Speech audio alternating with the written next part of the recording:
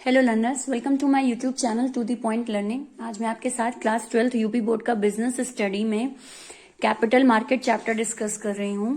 Financial market, जिसको हम वित्तीय बाजार कहते हैं, उससे संबंधित मैं आज नेक्स्ट पार्ट डिस्कस करने जा रही हूँ, जिसमें लास्ट वीडियो में मैंने मुद्रा बाजार प्रपत्र डिस्कस किया था, जिसमें 3 टाइप के इंस्ट्रूमेंट यानी 3 टाइप के आपके प्रपत्र वहां पे मैंने डिस्कस किए थे। तो अगर आपने वो वीडियो नहीं देखा है तो डिस्क्रिप्शन बॉक्स में जाकर लिंक पर क्लिक करके वो वीडियो जरूर देख लीजिएगा। लास्ट टाइम मैंने 3 इंस्ट्रूमेंट डिस्कस किए थे और आज बचे हुए 3 इंस्ट्रूमेंट डिस्कस करूंगी मनी मार्केट के यानी मुद्रा बाजार के। तो स्टार्ट करते हैं। पहला होता है हमारा, 4th वन है वाणिज्यिक पेपर यानी कमर्शियल पेपर। अब ये पेपर क्या होता है? वाणिज्यिक पेपर ऐसे अल्पकालीन असुरक्षित प्रतिज्ञा पत्र होते हैं। असुरक्षित प्रतिज्ञा पत्र इसलिए क्योंकि आप इसमें कुछ भी गिरवी नहीं रखते हैं। ठीक है, जब हम कुछ भी गिरवी नहीं रखते हैं तो हम उसे असुरक्षित प्रतिज्ञा पत्र कहते हैं, जो बहुत अच्छी साख वाली कंपनियों द्वारा जारी किए जाते हैं। ये जो कमर्शियल पेपर होता है, वाणिज्यिक पेपर होता है, ये वो कंपनियां इशू करती हैं जो कि बहुत ही अच्छी इमेज है जिनकी मार्केट में, वो इस पेपर को इशू करती हैं जब उन्हें पैसे की जरूरत होती है। और इन कंपनियों के पेपर, ये जो कमर्शियल पेपर होते हैं, लोग खरीद भी लेते हैं। क्यों? क्योंकि उन्हें ये विश्वास रहता है कि हमें इनको पैसा देकर ये रिटर्न में हमको पैसा देंगे, कहीं भाग नहीं जाएंगे। ठीक, इसीलिए ये असुरक्षित प्रतिज्ञा पत्र अच्छी कंपनियों द्वारा ही इशू किए जाते हैं। क्योंकि अगर कोई एवरेज कंपनी इसको इशू करेगी तो लोग खरीदेंगे नहीं, क्योंकि उनका विश्वास ही नहीं रहेगा उस कमर्शियल पेपर पे। वो सोचेंगे अगर हमने इनकी कंपनी में पैसा निवेश किया तो ये पैसा लेकर भाग सकते हैं। इसीलिए ये हमेशा अच्छी साख वाली कंपनियां ही इसको इशू करती हैं। इनके क्रेता बैंक, बीमा कंपनियां, यूनिक ट्रस्ट तथा फर्म होते हैं। जो बड़ी बड़ी जो फर्म्स होते हैं आपके, जो अलग अलग कंपनियां होती हैं वो, या फिर बीमा कंपनियां या बैंक, इनके इस प्रपत्र को खरीद लेती है। इनका विक्रय प्रत्यक्ष एवं अप्रत्यक्ष 2 तरह से हो सकता है। अर्थात कंपनी सीधे ही क्रेता को वाणिज्यिक पेपर बेच सकती है या किसी एजेंसी की सहायता से ले सकती है।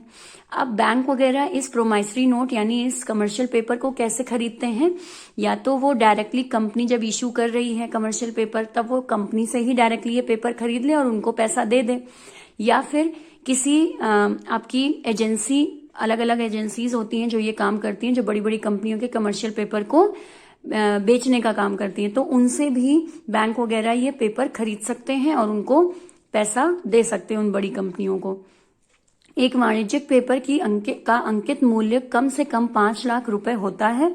ये ध्यान रखने वाली बात है कि ये जो कमर्शियल पेपर होते हैं, ये किसी छोटी अमाउंट के लिए नहीं होते कि हमें 10,000 चाहिए या हमें 15,000 रुपए चाहिए या हमें 1 लाख रुपए चाहिए, तो उसके लिए हमने कमर्शियल पेपर इशू कर दिया। हमने पहले ही पढ़ा है कि ये अच्छी साख वाली कंपनियां ही इशू करती हैं, तो उन्हें छोटे मोटे पैसे की जरूरत वैसे भी नहीं होगी। तो ये कमर्शियल पेपर जो है, ये आपका कम से कम 5 लाख रुपए के लिए इशू होता है। ठीक, इनका प्रयोग अल्पकालीन, मौसमी तथा कार्यशील पूंजी की आवश्यकता को पूरा करने के लिए किया जाता है। जब इन कंपनियों को अल्पकालीन समय के लिए यानी अचानक से किसी पैसे की आवश्यकता है, या इनके यहाँ की प्रोडक्शन वगैरह के लिए इनको सामान जुटाना है, उसके लिए इनको पैसे की आवश्यकता है, तो ये बड़ी कंपनियां इस कमर्शियल पेपर को इशू करती हैं बैंक को, बीमा कंपनियों को, या यूनिट ट्रस्ट को, या अलग अलग फर्म्स को। और ये फर्म्स वगैरह इनकी इस कमर्शियल पेपर को खरीद के इनको पैसा दे देती है। इसके बाद हम बात करते हैं जमा प्रमाण पत्र की, यानी सर्टिफिकेट ऑफ डिपॉजिट। अब ये क्या है? जमा प्रमाण पत्र अल्पकालीन जमा विलेख है जो बड़ी धनराशि जुटाने के लिए बैंक तथा वित्तीय संस्थानों द्वारा निर्गमित किया जाता है। यानी कि जमा प्रमाण पत्र कौन इशू करता है? जो आपके बैंक्स होते हैं या जो अलग अलग इन्वेस्टमेंट कंपनियां हैं, जब उन्हें बहुत बड़ी धनराशि की आवश्यकता होती है तो वो सर्टिफिकेट ऑफ डिपॉजिट यानी कि जमा प्रमाण पत्र निर्गमित करती है, इशू करती है। भारत में इनकी अवधि 3 माह से 1 वर्ष तक की होती है।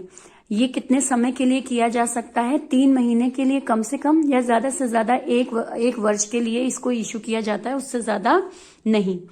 तथा 5 लाख रुपए के गुणांक में निर्गमित किए जाते हैं। इसमें कितने पैसे आप मांग सकते हैं सर्टिफिकेट ऑफ डिपॉजिट के द्वारा 5 लाख या 5 लाख के मल्टीपल। अब मल्टीपल क्या हो गया, 5 लाख हो गया, 10 लाख हो गया, 15 लाख हो गया, ये मल्टीपल होते हैं। ठीक है, तो इसके यही अमाउंट आप इशू कर सकते हैं। इसके बाद ये भी बेचान तथा सुपुर्दगी द्वारा हस्तांतरणीय है, यानी हम इसे ट्रांसफर कर सकते हैं। हस्तांतरणीय है का मतलब है कि सपोज मैंने ये सर्टिफिकेट ऑफ डिपॉजिट खरीद लिया, बड़े से एक बैंक था, बैंक ने ये सर्टिफिकेट ऑफ डिपॉजिट मुझे इशू किया, मैंने उनसे खरीद लिया और मैंने उनको 10 लाख रुपए दे दिए। अब मैंने दे दिया उनको सपोज 1 वर्ष के लिए। अब बीच में 1 वर्ष के बीच में मुझे पैसे की आवश्यकता पड़ी, तो मैं ये जो इन्होंने मुझे सर्टिफिकेट ऑफ डिपॉजिट इशू किया है, मैं ये ले जाकर किसी बैंक को या किसी भी बड़ी कंपनी को या किसी भी कंपनी को बेच दूं और उनसे ये धनराशि ले लूं। अब ये जो बैंक है ये किसको वापस करेंगे, वो धनराशि उस कंपनी को करेंगे जिसके पास ये सर्टिफिकेट ऑफ डिपॉजिट अब है आज की डेट में। ठीक, तो इसीलिए इसको हम हस्तांतरणीय कहते हैं। मैं ट्रांसफर कर सकती हूँ, ये कमर्शियल पेपर जो आपका सर्टिफिकेट ऑफ डिपॉजिट है, इसको ट्रांसफर यहां से वहां किया जा सकता है। ये एक व्यक्ति, संस्था, कंपनी, ट्रस्ट, गैर निवासी भारतीय द्वारा क्रय किए जाते हैं। ये कौन खरीदता है, बेचते कौन है, बेचते तो बड़े बड़े बैंक हैं आपके, लेकिन इनको खरीदता कौन है, तो संस्था, कोई कंपनी, गैर निवासी, कोई फॉरेन का पर्सन है वो खरीद सकता है, भारतीय नागरिक भी इसको खरीद सकते हैं। इन पर नियम अनुसार स्टैम्प ड्यूटी अदा की जाती है।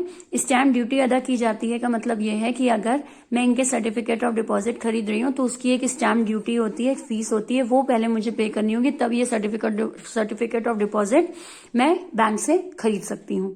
ठीक, तो ये आपका जमा प्रमाण पत्र होता है। तीसरा पढ़ते हैं रेपो विलेख।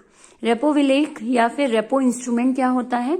रेपो का आशय रीपरचेज से है, यानी कि जब आप कोई चीज कहीं बेचें और उसे बेचकर वापस खरीद लें, तो ये चीज क्या कहलाती है, रीपरचेज हुआ कि आपने पहले क्या किया, पहले बेच दिया और वापस उसी चीज को कुछ टाइम बाद खरीद लिया, तो ये चीज आपकी रेपो इंस्ट्रूमेंट कहलाती है या रेपो विलेख कहलाती है।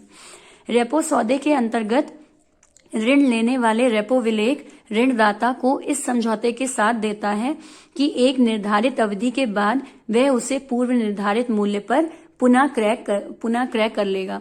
अब इसमें क्या होता है कि मैंने एक दिन के लिए, केवल सिर्फ एक दिन के लिए क्या किया, अपनी सिक्योरिटी को, अपनी जो आप कह लीजिए कि सिक्योरिटीज आपका होता है कि अलग अलग तरह की इंस्ट्रूमेंट्स मैंने बेचे, या प्रतिभूतियां कह लीजिए, प्रतिभूति मैंने बेची, ठीक है, किसी को, और मैंने उससे ये कहा कि मैं तुम्हें ये केवल कुछ घंटों के लिए दे रही हूं, इसके बाद मैं तुमसे ये सिक्योरिटी, ये प्रतिभूति वापस ले लूंगी। ये चीज मैंने क्या की, ये मैंने रेपो इंस्ट्रूमेंट का इस्तेमाल किया है। ठीक है, ये मैंने कुछ समय के लिए ही उसको ये सिक्योरिटी प्रतिभूतियां बेची हैं और कुछ टाइम बाद मैं ये वापस उससे खरीद लूंगी। ये मेनली किस लिए होता है, जब मुझे बहुत कम पैसे की जरूरत है और बहुत कम समय के लिए जरूरत है, मुझे अचानक से किसी पैसे की जरूरत पड़ी और मैंने तब ये काम किया, तो ये चीज मेरी रेपो इंस्ट्रूमेंट यानी रेपो विलेख कहलाती है।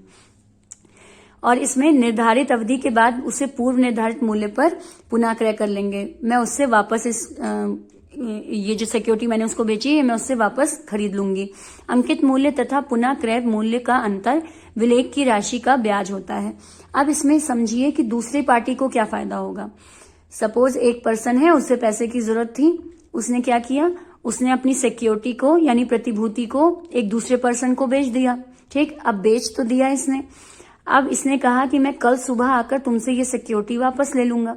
तो अब इसमें इस बंदे को क्या फायदा होगा, अब इस पर्सन को ये फायदा होगा कि आज सपोज इसने इसको वो सिक्योरिटी बेची और बेचने पर इस बंदे ने इसको 100 रुपए दिए। अब कल सुबह जब ये अपनी सिक्योरिटी वापस लेने जाएगा तो ये जो पर्सन है ये इससे कितने रुपए लेगा, 200 रुपए लेगा। यानी कि एक रात के लिए जो सिक्योरिटी बेची गई उसका मूल्य 100 रुपए और बढ़ गया, या जो भी चल रहा है, ये तो एग्जाम्पल के तौर पे है आपका। जितना भी पैसा बढ़ा हो उस इंस्ट्रूमेंट पे, उस प्रतिभूति पे, उस सिक्योरिटी पे, वो प्रॉफिट होगा इस पर्सन का। ठीक है, अब इसको 100 रुपए का फायदा हुआ, केवल एक दिन के लिए इसने पैसा इसको दिया, उसके बदले उसको डबल होके वो अमाउंट लौट के मिली। अब ये जो 100 रुपए का फायदा हुआ ये क्या है, ये इसका ब्याज है, यानी इंटरेस्ट है जो इसको फायदा मिला है। तो यही चीज आपकी ब्याज होता है, जो सामान्य ऋण पर ब्याज दर से थोड़ा कम होता है। अब यहाँ एक चीज है कि ये जो 100 रुपए का इसको फायदा हुआ है, अगर ये कहीं और इस प्रतिभूति को बेचता तो उसे हो सकता है ज्यादा ब्याज मिलता, लेकिन केवल एक दिन भर की बात है बेचने और खरीदने के बीच, इसलिए यहाँ पे ब्याज दर कम होता है। इसे रेपो दर कहा जाता है। रेपो सौदे के लिए प्रतिभूतियों या विलेख का निर्धारण भारतीय रिजर्व बैंक करती है। अब ये कौन सी प्रतिभूति केवल एक रात भर के लिए बेचेंगे वो कौन तय करता है? वो रिजर्व बैंक तय करता है। मैं ऐसे ही अपने मन से अपनी कोई भी सिक्योरिटी केवल एक रात भर के लिए नहीं बेच सकती हूँ, एक दिन के लिए नहीं बेच सकती हूँ। इसके लिए मुझे क्या करना होगा? मुझे रिजर्व बैंक बताएगा, रिजर्व बैंक से मुझे पूछना होगा कि मैं ये केवल रेपो इंस्ट्रूमेंट के यानी रेपो विलेख के अंतर्गत केवल कुछ समय के लिए बेचना चाहती हूँ, तो क्या मैं इसे बेचूं? अगर रिजर्व बैंक निर्धारित करता है तब ठीक है, अगर वो मना कर देता है तो नहीं बेच सकती मैं। इसीलिए रिजर्व बैंक की परमिशन यहाँ जरूरी होती है। ये सामान्यतः ट्रेजरी बिल, सरकारी प्रणोट तथा सार्वजनिक उपक्रमों के बॉन्ड होते हैं। अब एक बात और भी है इसमें कि ये जो एक रात के लिए जो सिक्योरिटी बेची जा रही है, ठीक है, ये सिक्योरिटी इशू ही कौन करता है? जनरली इसे गवर्नमेंट ही इशू करती है। गवर्नमेंट को केवल कुछ समय के लिए किसी पैसे की आवश्यकता है तो वो अपनी सिक्योरिटीज को बॉन्ड के नाम से बेचती है। कोई आदमी उसको खरीदता है, उसको ब्याज का थोड़ा फायदा होता है और दूसरे दिन वो इस सिक्योरिटी यानी प्रतिभूति को गवर्नमेंट को वापस लौटा देता है। तो ये चीज आपकी क्या कहलाती है? रेपो विलेख कहलाती है। जमा प्रमाण पत्र अभी हमने क्या पढ़ा कि ये एक ऐसी धनराशि होती है जो कि एक बैंक इशू करता है, ठीक है। ये 3 महीने से 1 वर्ष के लिए ही इशू हो सकती है और 5 लाख से ज्यादा पैसे के मल्टीपल में ही इशू हो सकती है, ठीक। और वाणिज्य पेपर हमने क्या पढ़ा था कि ये एक अनसिक्योर्ड असुरक्षित प्रतिज्ञा पत्र होता है जो कि बड़ी कंपनियां, जो अच्छी साख वाली कंपनियां होती हैं, वो इशू करती हैं और ये 5 लाख से कम के अमाउंट के लिए इशू नहीं हो सकती है, 5 लाख से ज्यादा अमाउंट के लिए ही इशू होती है। बाकी इससे पहले मैंने commercial bill, call money, treasury bill भी समझाया है, तो उसके लिए आप पुराना वीडियो जरूर देख लीजिएगा। अगर यहाँ तक आपको समझ में आया हो वीडियो तो लाइक का बटन जरूर क्लिक कीजिए। बाकी अगर आपकी कोई क्वेरी है, कोई राय है तो कमेंट सेक्शन में उसे जरूर लिखें। बाकी मेरे चैनल को सब्सक्राइब जरूर कर दें और बेल आइकन पे क्लिक करें ताकि लेटेस्ट नोटिफिकेशन आप तक पहुंच जाए मेरे वीडियो डालते ही। Thank you and have a nice day.